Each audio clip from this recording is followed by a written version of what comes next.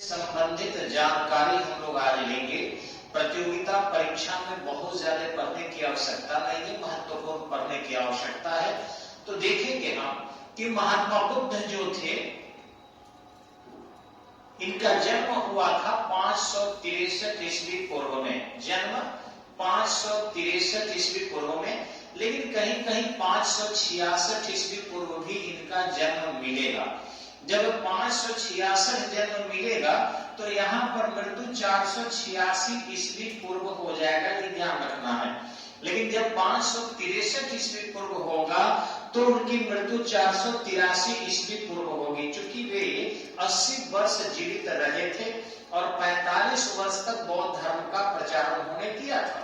35 वर्ष में उनको ज्ञान मिला था और 45 वर्ष प्रचार किए, तो पूरे के पूरे 80 साल वे जीवित थे।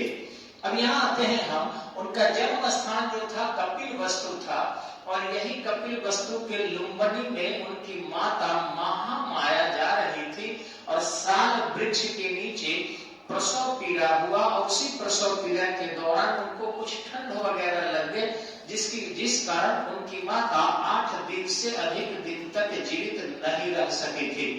आगे देखेंगे उनके पिता जो थे वो शुद्धोधन थे, और वे शुद्धोधन जो थे शक्य कुल के थे और वहां के एक मुखिया भी थे, और इस तरीके से छोटे से राजा थे, उन्हीं के घर का जन्म हुआ था।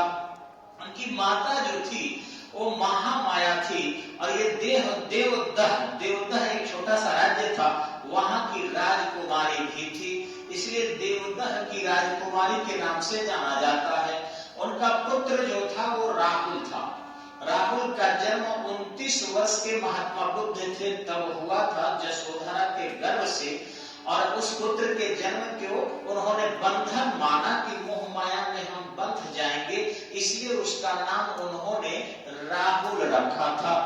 आगे देखेंगे उन्होंने विधि त्याग इसी 29 वर्ष में कर दिया था, और एक यशोधरा का शिकायत भी था, कंप्लेन था कि उन पर विश्वास नहीं किए हुए और बिना बताए चले गए। यशोधरा का कहना था कि यदि हमसे कहकर जाते तो मैं उनका जो है श्रृंगार करके आरती उतार कर समाज के कल्याण में भेज देती, लेकिन वो छुप कर हमसे चले गए।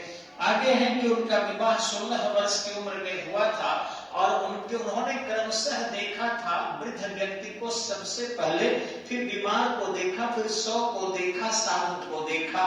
तो ये एग्जाम में आता है कि वो किस क्रम में देखे थे। प्रतियोगिता परीक्षा बीपीएससी हो, आईएएस हो, बिहार दरोगा हो, इसमें जानना पड़ता है एकदम से, यानी वृद्ध, बीमार, 100, साधु, इसी क्रम में देखे थे। ज्ञान प्राप्ति उनके 35वें वर्ष में हुई थी बोध गया में, तो पता होगा आप लोगों को। ठीक इसी ढंग से ज्ञान के स्थल बोध गया, यही बिहार का जो बोध गया जिला है, बिहार डिस्ट्रिक्ट, उसी में उनको ज्ञान मिला था, और उस ज्ञान को कहते हैं निर्वाण। यहाँ थोड़ा समझिएगा आप सब कि जैन धर्म में निर्वाण मतलब मृत्यु होता है, जैन धर्म में निर्वाण मतलब मृत्यु होता है, जबकि आपके बौद्ध धर्म में निर्वाण मतलब ज्ञान होता है। और जैन धर्म में ज्ञान को कैवल्य कहते हैं, जैन धर्म में ज्ञान को कैवल्य और मृत्यु को निर्वाण। बौद्ध धर्म में ज्ञान को निर्वाण और मृत्यु को महापरिनिर्वाण करते हैं। देखिए ये मृत्यु उनकी जो हुई थी 483 BC में हुआ था, और वे मृत्यु को उनको कहते हैं महापरिनिर्वाण। अब यहाँ सोचना है कि क्या कारण था कि महात्मा बुद्ध उदास उदास रहते थे। तो एक तो की मां नहीं थी, और मां नहीं रहने से प्रजापति गौतमी उनको लाड़ प्यार दुलार बहुत देती थी, इसके बावजूद भी मां के ममत्व के खाली स्थान को कोई पूरा नहीं कर सकता है। उनके पिता जो थे सुधोधन, उनके मनोरंजन के बजाते व्यवस्था बहुत अच्छा किए थे, और वहां नृत्य गान वगैरह होते रहता था, क्योंकि उनके बचपन में ही स्वभाव को देखकर लग गया था कि वो थोड़ा ज्यादा चिंतित रह रहे हैं, ज्यादा मंथन कर रहे हैं। और उसी मंथन चिंतन के दौरान उनका विवाह भी हुआ। उनके पिता ने बिल्कुल परिवार से जोड़ने की हर कोशिश की थी, लेकिन इसके बावजूद वो जब भी निकलते थे बाहर रथों से, तो उस दौरान वो घटनाओं के बारे में अपने सारथी से पूछते थे। इसी क्रम में उन्होंने जब वृद्ध व्यक्ति को देखा तो कहा ये कौन है, तो उस पर जो है उनका सारथी ने राय दिया था कि एक दिन सबको वृद्ध होना पड़ता है, और ये शरीर जो है साथ काम देना बंद कर देता है, बीमार पड़ जाता है। फिर उन्होंने बीमार व्यक्ति को देखा, तब उन्होंने कहा ये कौन है, तो वैद्य के पास जा रहा है, ये बीमार है। उसके बाद उन्होंने 100 को देखा, फिर पूछा ये कौन है, तो ये चला गया, जिंदगी में जो करना था वो किया और फिर चला गया। फिर उन्होंने साधु को देखा, तो देखा कि अरे वो हंस रहा है, उछल रहा है, कूद रहा है, हरि का नाम ले रहा। पूछे ये क्या कारण है कि इतना ये खुश है, तो वो समझ रहे थे। उन्होंने समझाया कि अपनी जिंदगी को समझ चुका है और यहाँ एंजॉय कर रहा है, वो टेंशन में नहीं है कि मेरे पास ये हो जाए, ये हो जाए, और सुखद जीवन जी रहा है, इसलिए जीवन का लुत्फ उठा रहा है। महात्मा बुद्ध पर ये गहरा प्रभाव डाला और महात्मा बुद्ध समय रहते वो एक रात निकल पड़े। आपको शायद पता भी होगा कि कंठक उनका घोड़ा था, ठीक इस ढंग से चंदक उनका सारथी था। ठीक अनामा नदी को वो पार किए थे। अलार कलाम नामक प्रथम गुरु थे उनको, जो वैशाली में मिले थे। राजगीर में उद्रक रामपुत्र उनके गुरु थे, जिन्होंने उन्हें ज्ञान दिया था। योग दर्शन को अलार कलाम दिए थे, सांख्य दर्शन की जानकारी उद्रक रामपुत्र दिए थे।